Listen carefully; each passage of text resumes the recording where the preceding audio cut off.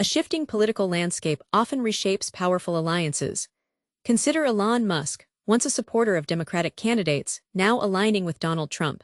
His early donations flowed to both major parties, even backing Barack Obama and Joe Biden in previous elections.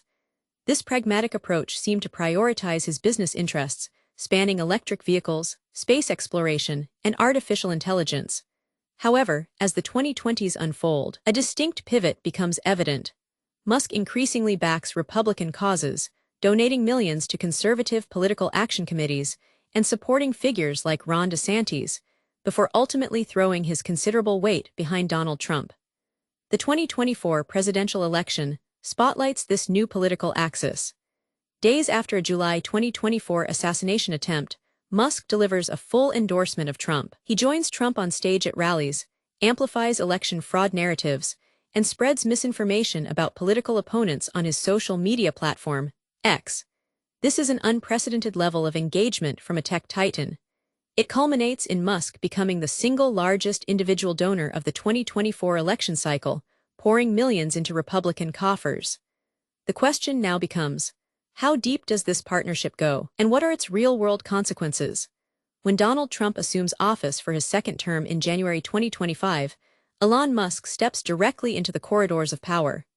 He takes on a senior advisory role, becoming the effective head of the newly created Department of Government Efficiency, or DOGE.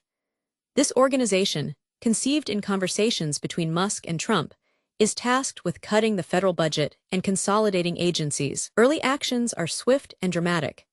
These include mass layoffs of federal employees, unilaterally dismantling agencies like USAID and the Department of Education, and reducing administrative functions to statutory minimums. Legal experts quickly challenge hundreds of these actions, citing violations of federal law and the Constitution. Musk wields a chainsaw at CPAC, a symbolic gesture of these drastic cuts, mirroring the prior rhetoric of Javier Milei. Musk's tenure with DOGE immediately impacts critical policy areas. He oversees the repeal of ethical guidelines, pauses enforcement of laws prohibiting foreign bribery, and drops corruption charges against political allies.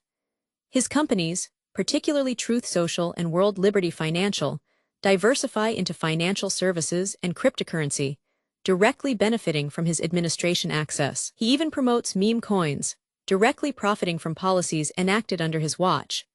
This unprecedented mixing of private enterprise and government policy raises serious questions about conflicts of interest and the transparency of American governance. It is a bold experiment in leveraging private sector efficiency, but also in blurring the lines between personal wealth and public service.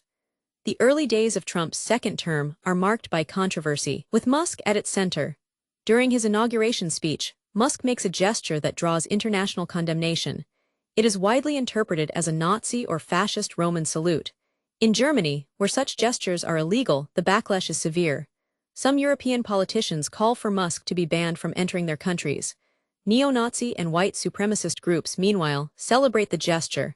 Musk dismisses the uproar as tired, dirty tricks. Yet, the image reverberates globally, adding a new layer of scrutiny to his political alignment. The political storm around Musk begins to impact his business empire directly. Tesla, his flagship electric vehicle company, experiences sharp declines in sales across Europe. Countries like Germany, France, the United Kingdom, Sweden, Norway, and the Netherlands see significant drops. The company's stock price falls below a $1 trillion valuation. This comes after it had climbed to unprecedented heights. Protests erupt at Tesla dealerships worldwide, with some activists coining the term swastikars in response to Musk's controversial actions. These boycotts underscore a growing consumer resistance to brands associated with his polarizing political views. Canadian authorities even freeze Tesla's eligibility for EV rebates due to new U.S. tariffs. Both Trump and Musk employ similar tactics to communicate and control narratives.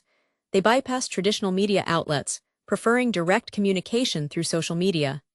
Trump famously uses Twitter, now X, to sideline the press, while Musk, as its owner, embraces this direct approach. They frequently label critical news organizations as fake news and enemies of the people. Both men also face numerous defamation lawsuits, often stemming from their public statements. This shared playbook highlights a fundamental distrust of established institutions and a preference for unfiltered, often provocative, communication. Yet despite their similarities, a distinct love-hate dynamic persists. In a surprising turn, the close alliance between Trump and Musk shows cracks. Reports emerge of a direct feud, with Musk publicly criticizing Trump's new Big Beautiful Bill, calling it a disgusting abomination. This prompts Trump to retaliate on Truth Social, threatening to cut Musk's government contracts. Musk then calls for a third Trump impeachment, escalating the conflict. Days later, Musk announces his planned departure from the Trump administration, with his special government employee status expiring. While his exit from DOGE is confirmed, questions linger about the lasting impact of his involvement. This includes its effect on federal bureaucracy, civil society, and the future of tech policy. The unpredictable nature of this high-profile relationship also remains a question.